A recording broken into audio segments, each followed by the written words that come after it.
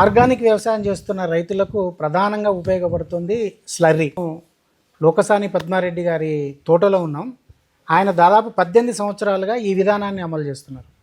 So ఇక్కడ మనకు అనిపిస్తున్నాయి, మనకు విజువల్ వెనుక మొత్తం ఆవులు, వీటికి సంబంధించిన పేడ మూత్రాన్ని ఒక దగ్గర కలెక్ట్ చేసి దాన్ని దాదాపు ఒక నెల రోజులో 2 నెలలు మురుగబెట్టి దాన్ని ఆ వాటర్ని దాంట్లో ఇంకా కొన్ని వాల్యూ అంటే కుంకుడు కాయ అదేవిధంగా ఇతర రకాల గింజల్ని కలుపుతూ ఆయన ఒక్కొక్క రోజుకు దాన్ని డెవలప్ చేస్తూ దాన్ని తన తోటలోకి వాడుతున్నారు. అంటే దాదాపు 18 సంవత్సరాలుగా ఇదే ప్రాక్టీస్లో ఉన్నారు. అసలు స్లర్రీని ఉపయోగించడం వల్ల రైతుకు ఒక విధంగా ఆ రైతు సాగు చేసే పంటకు ఏ రకంగా ఉపయోగం, స్లర్రీలో అసలు ఏమేమి కాంపోనెంట్స్ ఉంటాయి? ఎందుకంటే మనం పెంట దిబ్బలలో ఆ పేడను మూత్రాన్ని కలిపి పెంట దిబ్బని వేసి దాన్ని ఎండాకాలంలో కొట్టడము దున్నడము ఇది మనకు తెలిసిన ప్రాక్టీస్, కానీ ఇది లిక్విడ్ ఫామ్ ఇది. సో ఈ స్లర్రీ గురించి, స్లర్రీ రైతు పంటలకు ఏ విధంగా ఉపయోగము, ఆర్గానిక్ ఫార్మింగ్లో స్లర్రీ ప్రాధాన్యత ఏంది, ఈ సాంకేతికమైనటువంటి విషయాల్ని మనకు హార్టికల్చర్ ఆఫీసర్ విద్యాసాగర్ గారు మనతో ఉన్నారు. అని అడిగి స్లర్రీకి సంబంధించిన వివరాలు తెలుసుకుందాం. మీరు చూస్తున్నారు భూమిపుత్ర, నేను క్రాంతి. నమస్తే సాగర్. నమస్తే. సో స్లర్రీని అంటే మూత్రము పెండ కలిపి ఒక దాంట్లో మురుగబెడితే స్లర్రీ అవుతుంది, అది కామన్గా తెలుస్తున్న సమాచారం మనకు. అంటే పద్మన్న చేస్తున్న ప్రాక్టీస్ అయితే అదే, మన ఆయన దగ్గర ఉన్న తోటలో నేను చూసింది అది. సో అసలు స్లర్రీ ఎన్ని రోజులకు ఉపయోగించవచ్చు? అంటే ఈరోజు పెండ మూత్రం ఒక దాంట్లోకి వెళ్ళిన తర్వాత, ఒక పిట్లోకి వెళ్ళిన తర్వాత దాన్ని ఎన్ని రోజులు మురుగబెట్టాలి, దాంట్లో ఏమి మార్పులు చేర్పులు జరుగుతాయి, ఆ స్లర్రీని పంటలకు ఇవ్వడం వల్ల నిజంగానే ఒక పంటకు లేదంటే ఒక తోటకు జరిగే అంటే పోషకాల పరంగా ఏ రకంగా ఉపయోగం? చాలా మంచి విలువైనటువంటి సమాచారాన్ని భూమిపుత్ర ద్వారా యావత్ రైతాంగానికి అందిస్తున్నందుకు ఉద్యాన శాఖ తరపున రైతుల పక్షాన భూమిపుత్రకు ధన్యవాదాలు. ప్రధానంగా ఈరోజు మనం చర్చించుకుంటున్న అంశం ఏంటంటే అసలు స్లర్రీ అంటే ఏంది, అసలు స్లర్రీ ఎందుకు, అసలు స్లర్రీ వల్ల ఏం ఉపయోగాలు, అసలు స్లర్రీ అవసరమా, స్లర్రీ ఎందుకు చేయాలి అనేటువంటి చాలా ప్రశ్నలు. అదే ఇది అన్నింటికి చాలా మేలు చేస్తుంది, అన్ని రకాల ఆర్గానిక్ ఫార్మింగ్కు ఇది ఆల్టర్నేట్ అవుతుంది అనేటువంటి చర్చ ఈ మధ్యకాలంలో ఆఫ్టర్ కోవిడ్ తర్వాత, పోస్ట్ కోవిడ్ తర్వాత ఆర్గానిక్ ఫార్మింగ్ అయితే చిన్న ఒక్క విషయంలో అడ్డం పడుతున్నా నేను. అయితే ఎందుకంటే మనకు జీవామృతము, ఘనజీవామృతము వీటి గురించి ఎక్కువ ప్రచారం జరుగుతుంది. సో అదేవిధంగా మట్టి ద్రావణం గురించి జరుగుతుంది. అంటే స్లర్రీ అన్నది అంత ఎక్కువగా ఫేమస్ కాలేదు రైతు లోకంలో. సో రైతులకు ఈ విలువైన ద్రావణం గురించి మనం చెప్పాలి. అదే నేను అదే చెప్పబోతున్నా. అంటే ప్రధానంగా స్లర్రీ పైన ఎక్కువ మంది ఫోకస్ కానీ కాన్సన్ట్రేషన్ కానీ తగ్గింది. అసలు దీని గురించి అవేర్నెస్ లేదు. అందుకోసమే భూమిపుత్ర ద్వారా యావత్ ప్రపంచానికి, యావత్ వ్యవస్థకు, వ్యవసాయ రంగం చేస్తున్నటువంటి ప్రతి ఒక్కరికి, ఆర్గానిక్ వైపు ఆలోచించే ప్రతి ఒక్కరూ దీన్ని తెలుసుకోవాల్సినటువంటి అవసరం ఉంది. ఎందుకు ఆర్గానిక్ వైపు చేస్తూ ఆర్గానిక్ వైపు ఆలోచించాల్సిన అవసరం ఉన్నప్పుడు దీన్ని ఎందుకు తెలుసుకోవాలి అంటే, చాలా మంది ఆర్గానిక్ పద్ధతుల్లో మీరు చెప్పినట్టు ఘనజీవామృతం అని, ద్రవజీవామృతం అని, బీజామృతం అని రకరకాల అమృతాలు, రకరకాల కషాయాలు, మొక్కకు ఈ రకమైనటువంటి ఉపయోగం జరుగుతుంది, ఆ రకమైనటువంటి ఉపయోగం దీని ద్వారా చేయొచ్చు, ముఖ్యంగా గో ఆధారిత వ్యవసాయం ద్వారా ఇది జరుగుతుంది అనేది ఈ మధ్యకాలంలో చాలా పాపులర్ అవుతుంది. ఇక్కడ ఈ పద్మారెడ్డి గారి తోటలో ఓన్లీ గోవులు వీటికి సంబంధించిన కాదు, బర్రెలు, ఆవులు, ఎద్దులు, తర్వాత దుడ్డెలు, అన్ని రకాల పశు సంపద వీటికి సంబంధించింది. ఇప్పుడు మనం ఇందులో చూస్తున్న ఏమో కొంత భాగం, మిగతావన్నీ మేపుకు పోయి అక్కడ ఫీడింగ్ పాలకిచ్చేదానికి సంబంధించినటువంటి అంశం. అయితే ప్రధానంగా బర్రె గాని, ఎద్దు గాని, ఆవు గాని ఇవన్నీ కూడా తినేటువంటి ఆహారం గడ్డి, తీసుకునేటువంటి నీళ్లు, పోషకాలు, ఇవన్నీ అంటే మనం ఇచ్చే బయట తీసుకునేటువంటి ఫీడింగ్ మెటీరియల్ నుంచి వచ్చినటువంటి దాన్ని ప్రధానంగా వ్యవసాయానికి ఉపయోగించడం కోసం ప్రయత్నం చేస్తుంటాం. మీరు ఒక స్టెప్ వెనకకేస్తే 1960-70 ఆ ప్రాంతంలో, గ్రామీణ ప్రాంతంలో విపరీతమైనటువంటి పశు సంపద ఉండేది. విపరీతమైనటువంటి పశు సంపదతోటి మొత్తం పెంట దిబ్బలో ఉన్నటువంటి ఎరువులను, పెంట దిబ్బలో ఉన్నటువంటి కావచ్చు, గొర్రెల ఎరువు కావచ్చు, మేకల ఎరువు కావచ్చు, ఇట్లా అన్ని రకాల ఎరువులను పొలాలకు కొట్టేటోళ్ళు. మంచి బలవర్ధకమైనటువంటి సాయిల్స్, బలవర్ధకమైనటువంటి పంట దిగుబడి అనేది వచ్చేది.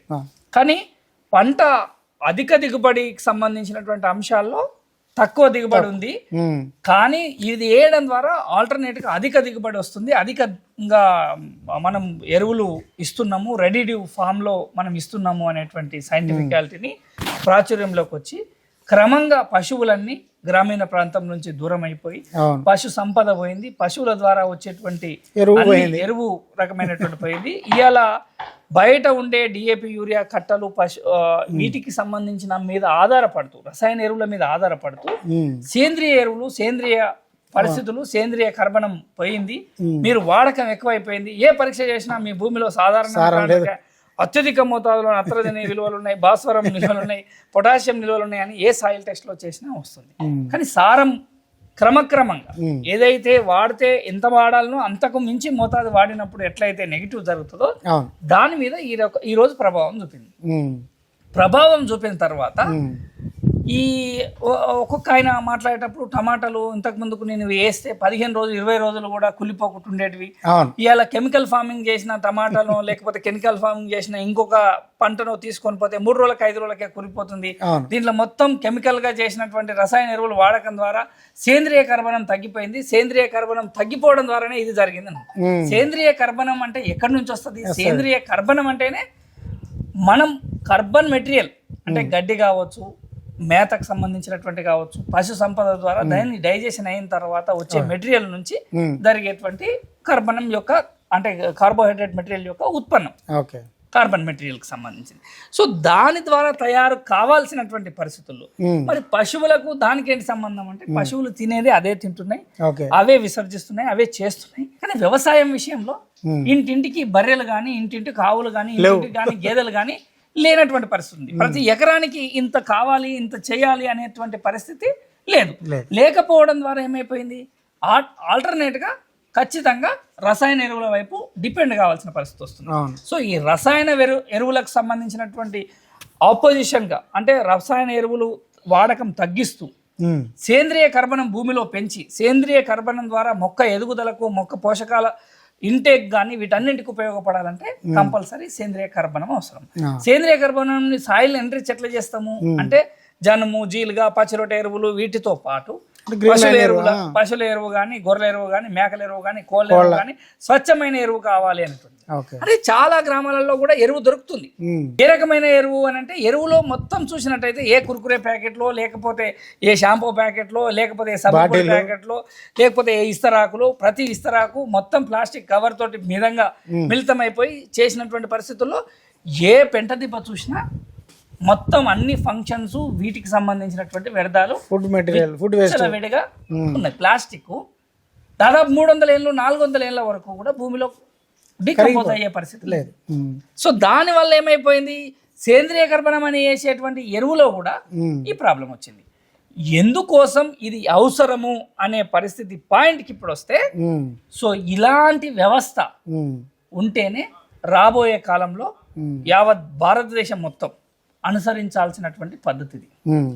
దేశం మొత్తంలో కూడా ఎక్కడ పశు సంపద ఉన్నా, ఎక్కడ పశువులున్నా, అవి గొర్రెలు కావచ్చు, మేకలు కావచ్చు, కోళ్ళు కావచ్చు, పశువులు కావచ్చు, వీటన్నిటికి సంబంధించినటువంటి దాంట్లో ఏ దానికైనా మనం వాటి ద్వారా విసర్జించినటువంటి యూరినే కావచ్చు, మూత్రమే కావచ్చు, అదే విధంగా పేడనే కావచ్చు, వీటన్నింటినీ వాటర్ లో డైల్యూషన్ చేసేటువంటి సిస్టమ్ చేసి మనం ఇంట్లో సింటెక్స్ ట్యాంక్ ఎట్లయితే మనుషుల కోసం ఎట్లయితే జరుగుతుందో అదే పద్ధతిలో పశువులకు సంబంధించినటువంటి ఒక ట్యాంక్ అన్నట్టు ఇది. ఇక్కడ పద్మారెడ్డి గారు గత 15-18 సంవత్సరాల నుంచి 20 సంవత్సరాల నుంచి ఆయన రకరకాల పద్ధతుల్లో చేసుకుంటూ వస్తున్నాడు. ఇప్పుడు అది మొత్తం న్యూట్రిషనల్ కి సంబంధించినటువంటి ఎన్రిచ్ మెటీరియల్ గా తయారైంది. ఎవరిని అడిగినా, ఏ సైంటిఫిక్ అడిగినా, ఏం చేసినా, ఎంత ప్రొఫైల్ తీసినా 100 kgల పశువుల పేడ తీసుకుంటే ఎన్పికే కంపోజిషన్ లో నత్రజని 800 గ్రాములు ఉంటుంది, భాస్వరం 1 kg 200 గ్రాములు ఉంటుంది, తర్వాత పొటాషియం 800 గ్రాముల నుంచి 100 అంటే 1 kg వరకు ఉంటుంది. 100 kgలకు సంబంధించి చాలా తక్కువ క్వాంటిటీలో ఉంటుంది. సో ఇలాంటిది మరి డైరెక్ట్ గా పశువుల పేడను తీసుకొని పోయి వేస్తే, పచ్చిదాన్ని వేయడం ద్వారా దీంట్లో ఉండేటువంటి హీట్ కానీ, ఎప్పుడైనా ఏదైనా పశువులు కానీ, పెంట దిబ్బ కానీ, లేకపోతే గొర్రెలెరువు కానీ తీసుకొని పోయి ఒక చెట్టు కింద పొరపాటున గనుక మొత్తం వదిలేసేస్తే ఒక 3-4 రోజులకు దాంట్లో ఉన్నటువంటి హీట్ తోటి మొత్తం ఆ మొక్క చనిపోయే పరిస్థితులు కానీ అంత గాఢత హీట్ ఎక్కువ అయ్యే పరిస్థితి ఉంది, అంటే ఒకే దగ్గర కాన్సన్ట్రేట్ గా పోసినప్పుడు. సో అలా కాకుండా అసలు ఈ కాన్సన్ట్రేట్ గా అది పోసేది ఇది చేసేది దాంట్లో ఉన్నటువంటి హీట్ స్ట్రెస్ ను మిగతా వీటన్నింటినీ బయటకు పంపేయడం కోసం డెఫినెట్లీగా ఇక్కడ ఇతను వాడేటువంటి టెక్నాలజీ, ఎక్కడైతే పశువులు ఉన్నాయో పశువు తను మూత్రం పోసింది కానీ పేడ వేసింది కానీ వేసినటువంటి మూత్రము పేడను కడగడానికి వాటర్లో మనం ఇంటి దగ్గర కార్లు కడగడం కోసం ఎట్లయితే గన్నులు వాడుతున్నాం, ఒక చిన్న సంపు లాంటిది కట్టుకొని ఆ సంపులో ఈ గన్ను వేసేసేసి ఈ గన్ను ద్వారా పిచికారీ చేసినట్టుగా గన్ను ద్వారా కడిగినట్టుగా క్లీన్ చేసుకోవడం ద్వారా లేబర్ ఇంటెన్సిటీ తగ్గుతుంది. పశువు తను మల మూత్రం విసర్జన చేసిన తర్వాత మొత్తం అంతా ఒక కలెక్షన్ పాయింట్ ద్వారా మెయిన్ సంపులోకి వెళ్తుంది. వెళ్ళడం ద్వారా ఏమైంది, దీంట్లో ఉన్న స్ట్రెస్ ఉంటుంది కదా, హీట్ ఉంటుంది కదా, సో ఈ హీటు ఇదంతా కూడా మొత్తం వాటర్ లోపల డైల్యూషన్ అయిపోతుంది. దీంట్లో ఉప్పలు ఉన్నటువంటి హీట్ అంతా ఎవాపరేషన్ అయిపోతుంది. వాటర్ లో మీరు పెట్టినప్పుడు ఏదైనా సరే 4 రోజుల నుంచి 8 రోజులు 10 రోజులు మాక్సిమం 15 రోజులు 20 రోజులలో డీకంపోజ్ అవుతుంది. మీరు వేస్ట్ డీకంపోజర్ అని ఈ మధ్య కాలంలో చాలా మంది చెప్పారు, బెల్లము అది. ఎన్ని రోజులు అంటే 8 రోజులలో మొత్తం దాంట్లో ఉన్నటువంటి బ్యాక్టీరియా అంతా డెవలప్ అయిపోయి మంచిగా గుడ్ బ్యాక్టీరియా అంతా అదైపోయి మొత్తం కిల్లింగ్ ఏజెంట్ గా చేసి మొత్తం డీకంపోజ్ చేసేటువంటి గుణం ఉంది అని అంటారు. అట్లా ఏది తీసుకున్నా ఏ పదార్థమైనా ఇదే పెండని నేను కుప్ప రూపంలో వేసేసేస్తే 6 నెలలు సంవత్సరం వరకు ఒక హీట్ మెథడ్ లోపల పెట్టుకొని దాన్ని అడ్జేసుకున్న తర్వాత దాంట్ లోపల ఉన్నటువంటి హీట్ అంతా బయటికి వెళ్ళిపోయి ఒక దూరంగా వేసుకున్న తర్వాత దాంట్ లోపల ఉన్న అంతా బయటికి వెళ్ళిపోయి అంత చివికిన పేడ మురిగిన పేడ మాగిన పేడ అని చెప్పి దాన్ని తీసుకొని పచ్చిపడేయకరో మాగిన పేడ వేయాలి మాగిన పేడ జరగాలి అనేటువంటి పరిస్థితి ఉంది. సో ఆల్టర్నేట్ సిస్టమ్ ఏముంది అంటే ఇగో ఈ స్లర్రీ మెథడ్ కి సంబంధించినటువంటి సిస్టమ్ ఉంది. దీన్ని తీసుకొని పోయి సంపు లోపలికి డంప్ చేస్తాం. డంప్ చేసిన తర్వాత ఆ మోటార్ దాంట్లోనే రీసైకిల్ అవ్వడానికి దాంట్ లోపల సెడిమెంట్ అయిపోయి కింద కూర్చొని ఏదో మెటీరియల్ మొత్తం అడుక్కుపోకుండా అది మొత్తం ఒక కషాయం లాగా ఒక గసిలాగా ఒక గంజిలాగా మొత్తం జిగటలాగా తయారై దాంట్లోనే సైకిల్ అవుతుంది. దాంట్ లోపల పేరుకుపోయింది కానీ దాంట్ లోపల ఉన్నటువంటి హీట్ కానీ ఇదంతా కూడా డైల్యూషన్ అయిపోతుంది. డైల్యూషన్ అయిపోయిన తర్వాత ఒక 8-10 రోజులకు 15 రోజులకు అది కుల్లడం స్టార్ట్ అవుతుంది. ఓ 15 రోజులు 20 రోజులు ఆల్రెడీ కుళ్ళింది ఉందనుకో, దీని ద్వారా దానికి పెరుగు తోడైనట్టు దానికి సంబంధించినటువంటి మొత్తం డీకంపోజన్ అనేది ఈజీగా అవుతుంది. ఈ డీకంపోజ్ లో ఉన్నటువంటి దాంట్లో మనకు న్యూట్రియంట్ మెటీరియల్ కావాలనుకున్నప్పుడు దాంట్లో బెల్లం వేసుకోవచ్చు, దాంట్లో కుళ్ళిపోయిన పండ్లు వేసుకోవచ్చు, దాంట్లో కుళ్ళిపోయినటువంటి అనేక రకాల ఇంట్లో అగ్రి వేస్టేజ్ మనం ఇంట్లో వాడుకున్నటువంటి ఇవి వేసుకోవచ్చు. అదే విధంగా పండిన పండ్లకు సంబంధించింది కావచ్చు, ఇలా అన్ని రకాల పదార్థాలను కూడా నీటిలో కరిగి నీటి లోపల డైల్యూషన్ అయ్యేటువంటి పదార్థాలను మొత్తం కూడా దాంట్లో వేసుకోవచ్చు. ఇవన్నీ వేయడం ద్వారా మనకు కావాల్సిన మొక్కలకు కావాల్సినటువంటి అన్ని పోషకాలు అన్ని పోషకాల సమృద్ధి మొత్తం కూడా ఇందులో డికంపోజ్ అవుతుంది. ఇందులో కవర్ల పెడదలేదు, బీర్ సీసాల పెడదలేదు, కోటర్ సీసాల పెడదలేదు, రాళ్ళ పెడదలేదు, ఇంకొక మట్టో లేకపోతే కత్తో చెత్తో చెదారమో వచ్చే పరిస్థితి లేదు. మరి దీంట్లో ఒక సమస్య ఏంటి, గడ్డి గాదం ఏదన్నా పశువుకి వేసినప్పుడు ఆ గడ్డి కానీ ఇదంతా ఇది వెళ్ళినప్పుడు అక్కడ వెళ్ళే కెనాల్ ఏదైతే పోతుందో అక్కడ ఒక మెషి జాలి టైపు పెట్టుకుంటే దీంట్ లోపల ఉన్న నలకలు దీంట్ లోపల ఉన్న చెత్త చెదారం అంతా కూడా తీసేసేసి పక్కకేసుకోవడం అనేది ఒక కలెక్షన్. తద్వారా ఏమవుతుంది, ఈడ మొత్తం కలెక్షన్ అయిపోయిందంతా అది కూడా బయటకు వెళ్ళిపోతుంది. అక్కడ తయారైన ఎన్రిచ్ మెటీరియల్ ను ఇప్పుడు మీరు పద్మారెడ్డి గారు తోటకు సంబంధించింది చూసారు, దాదాపు 35-36 సంవత్సరాల బత్తాయి తోట. సో అంటే మనం దీంట్లోకి వెళ్ళి పోయిన వేస్టేజ్ అక్కడ కలెక్ట్ చేసుకొని దాన్ని సపరేట్ మళ్ళీ మళ్ళీ అది డంప్ చేసేది వేరు, చెత్త చెదారం అంతా డంప్ చెత్త దాన్ని చెట్లకి వేస్తున్నారు. దాన్ని చెట్లకు సంబంధించిన పాదులలో కావచ్చు అది డీకంపోజ్ అయిన తర్వాత చేసుకోవడం వేరు. దీంట్లో ఉన్న ఫ్లెష్ స్లరీ ఉంది కదా, అది ఇప్పుడు ఈయన దగ్గర ఉన్నటువంటి దాదాపు 15,000 లీటర్లు 20,000 లీటర్లకు సంబంధించిన సంపు ఒక 50 కట్టాల యూరియా కట్టాలు, డిఏపి కట్టాలు, పొటాష్ కట్టాలతో సమానం. సో ఈ స్లర్రీ మెథడ్ను ఎన్రిచ్ చేసిన తర్వాత దీన్ని ఒక 20 లీటర్ల నుంచి 40 లీటర్లు 200 లీటర్ల డ్రమ్ములో కలుపుకొని కూడా డ్రిప్ ద్వారా ఒకవేళ డైల్యూషన్ చేసుకుంటే దాని ద్వారా డ్రిప్ ద్వారా ఫర్టిగేషన్ చేసుకోవచ్చు. లేదు నేను అలా చేసే పరిస్థితి లేదు, టైం జరిగే పరిస్థితి లేదు అనుకుంటే ట్యాంకు 5,000 లీటర్ల ట్యాంకుకు సంబంధించిన దానికి సమకేసేసేసి దాంట్లో వాటర్ డైల్యూషన్ చేసుకొని డైరెక్ట్గా పోసుకుంటూ పోవడం ఏ చెట్టుకు ఆ చెట్టుకు పోసుకుంటూ పోవడం, అది చేయడం.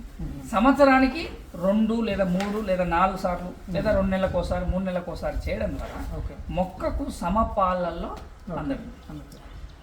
సేంద్రియ కర్బనం కాన్సన్ట్రేషన్ చాలా చిక్కగా ఉంది కదా, సో ఇది 100 లీటర్లది అనుకోండి, నీళ్ళు ఎంత కలపచ్చు? 1000 లీటర్ కలుస్తుంది. 1:10 రేషియోలో కలుస్తుంది. 1:10 కానీ 1:20 కానీ కలుపుకోవచ్చు. సో అట్లా 1 లీటర్ను అది చేసినప్పుడు 2 లీటర్లను అది చేసినప్పుడు 200 లీటర్ల నీళ్లకు సరిపోతుంది. ఇంకా అంటే నా చెట్లు బాగా వీక్గా ఉన్నాయి అనుకున్నప్పుడు 1:10 అంటే 1 లీటర్ దీనికి కట్ చేసేసి 10 లీటర్ల నీళ్ళని తీసుకుని 100 లీటర్లకు సంబంధించి అప్ టు ఎంతవరకు చేసుకోవచ్చు. మీరు వేస్ట్ డీకంపోజర్ టెక్నాలజీలు కూడా చెప్పేది నా 20 నుంచి 40 లీటర్ల వేస్ట్ డీకంపోజర్ ద్రావణాన్ని 200 లీటర్ల డ్రమ్ములో కలుపుకొని మీరు డ్రిప్ ద్వారా ఎక్కించుకోవచ్చు. మీ భూమి లోపల వేరు మొత్తం ఈజీగా పోవడానికి కావలసినటువంటి సేంద్రియ కర్బనం మెటీరియల్ పెరగడం ద్వారా తద్వారా మొక్కలు పీల్చుకునే శక్తి కానీ ఏరేషన్ పాస్ కావడం కానీ ఈజీగా వానపాములు బతకడం కానీ ఈజీగా అన్ని రకాల పోషక యాజమాన్యం భూమి లోపలికి ఉండాల్సిన మోతాదులో అంత సేంద్రియం డెవలప్ అవుతుంది. దాంట్లో హ్యూమస్ డెవలప్ అయిన తర్వాత ఈ హ్యూమస్ ద్వారా మొక్క పీల్చుకొని చేసే క్రమంలో మొక్క అద్భుతంగా ఎదగడం జరుగుతుంది. అంటే స్లర్రీ తోటి అంటే ఇప్పుడు స్లర్రీకి జీవామృతానికి తేడా ఉందా ఏమన్నా? అంటే స్లర్రీ అనేదేమో రా మెటీరియల్ టైపు ఉపయోగించుకునేటువంటి అంశం. జీవామృతంలోనో 10 కేజీల పశువుల పేడ, 10 కేజీల ఆవు మూత్రము, 10 కేజీల పెరుగు, 10 కేజీల బేసన్ పిండి, 10 కేజీలు ఇవన్నీ చేసేసేసి చిన్న మోతాదులో అంటే కమర్షియల్గా నేను 20 ఎకరాలకో 10 ఎకరాలకో 30 ఎకరాలకో 50 ఎకరాలకో 100 ఎకరాలకో చేయాలి అంటే కుదిరే పరిస్థితి తక్కువ ఉంటుంది. అయితే అదేమో ఈ మధ్య కాలంలో కోవిడ్ కంటే ఒక 2-3 సంవత్సరాల ముందు సుభాష్ పాలేకర్ మెథడ్ లో వచ్చింది. కానీ ఇది అట్లాంటి మెథడ్ కాదు. ఈ మెథడ్ను ముందే పట్టుకొని ఉంటే అందరు రైతాంగానికి రైతులకు చాలా మందికి ఈవెన్ అర్బన్లో కూడా చాలా మందికి గోశాలలు, చాలా మందికి బర్రెలకు సంబంధించిన షెడ్స్ ఇవన్నీ ఉంటాయి. విపరీతమైనటువంటి ప్రాబ్లం వాళ్ళకి ఏంటి ఇది ఎడబోయాలి, ఏంటి ఇది చేయాలి, ఏంది ఇది జరగాలి అనేటువంటి. సో దీన్ని ట్యాంకుల రూపంలో కన్వర్ట్ చేసుకొని కూడా వాటర్ రైతులకి ఏరేషన్ కి సంబంధించి చేసుకొని కూడా అమ్ముకోవచ్చు.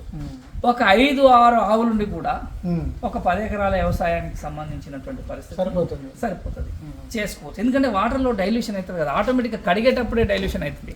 మొత్తం ఇదంతా మెటీరియల్ అంతా దీంట్లో వేస్ట్ మెటీరియల్ అనడానికి ఏం లేదు. ఇల్లు ఉండే 3 తిన్న గడ్డి, అది వేసిన పేడ, పోసిన మూత్రం, నీళ్లు. చిన్న రైతుల నుంచి పెద్ద రైతుల వరకు 100 ఎకరాలకు 200 ఎకరాలకు కూడా వ్యవసాయం చేసుకునేటువంటి రైతు నేను అసలు కెమికల్ లేకుండా జరగాలనుకుంటున్నా అంటే ఎలా సాధ్యమవుతుంది? ప్రతి ఇంటికి ప్రతి వ్యవసాయదారునికి పశువులో బర్రెలో లేదా ఆవులో లేకపోతే ఇంకా వాళ్ళకి ఇష్టమైనటువంటిది ఏదైనా సరే, ఈవెన్ గొర్రెల ఫామ్కి సంబంధించినటువంటి పరిస్థితి కూడా గొర్రెలు ఫామ్ చేస్తున్న వాళ్ళు కూడా అది మళ్ళీ పిల్లెట్స్ రూపంలో చేసి మళ్ళీ హీట్ రూపంలో చేసి మళ్ళీ దాని రూపంలో చేసి అది చేస్తున్నటువంటి క్రమంలో కూడా ఇదే పద్ధతిని వాళ్ళు కూడా పాటించవచ్చు. కానీ అల్టిమేట్గా వాళ్ళు చేయాల్సినటువంటి పని దీనికి ఆవులే ఉండాల్సిన అవసరం లేదు. అదే ఆవులైన ఉండొచ్చు, బర్రెలైన ఉండొచ్చు, దున్నపోతులైన ఉండొచ్చు. ఇప్పుడు మీరు చాలా వరకు ఆలుగడ్డలు ఇవన్నీ పండుతున్నటువంటి ఉత్తర భారతదేశం మిగతా చోట్లలో చూసినప్పుడు కంట్రీ మెన్యూర్ పోస్తారు. కంట్రీ మెన్యూర్ ద్వారా బాగా ఆలుగడ్డల యొక్క ప్రొడక్షన్ వస్తుంది అని చెప్పేసి చెప్తారు. అర్బన్ కంపోస్ట్, కంట్రీ మెన్యూర్ అంటేనే జనం చేసినటువంటి హ్యూమన్ వేస్టేజ్ దాంతో జరుగుతున్నప్పుడు ఈవెన్ హ్యూమన్ వేస్టేజ్ను అగ్రికల్చర్లో కమర్షియల్గా కమర్షియల్గా అది చేస్తున్నప్పుడు ఇక్కడ మనం వేరేదేం కాదు, ఇందులో ఇదే చేస్తేనే ఆవుతోటి చేస్తేనే జరిగేది అనేది కాదు. ఇక్కడ ఆవైనా బర్రె అయినా ఏదైనా వాటి మూత్రము వాటి మూత్రం పేడ వాటితోటి ఇది కల్టివేషన్ చేసుకునే ప్రతి రైతుకు ఉపయోగపడేది. ఇతర రైతులు వాడుకునేటువంటి దానికి ఈజీగా ఉండేటువంటి అంశం. కాబట్టి రైతు సోదరులు ప్రతి రైతు అన్ని రకాల పంటలకు వాడచ్చు, అన్ని రకాల పంటలకు వాడచ్చు. మీరు ఏ పంటకైనా, వరి చేనుకైనా, పత్తి చేనుకైనా, ఇంకో రకమైన కూరగాయలకైనా, పండ్ల తోటలకైనా, ఏ తోటలకైనా వాడుకోవచ్చు. ఇది అందరికీ ఉపయోగపడే మెథడ్. ఆర్గానిక్, అనువైన, సులువైన మెథడ్. స్లరీ. Okay, right.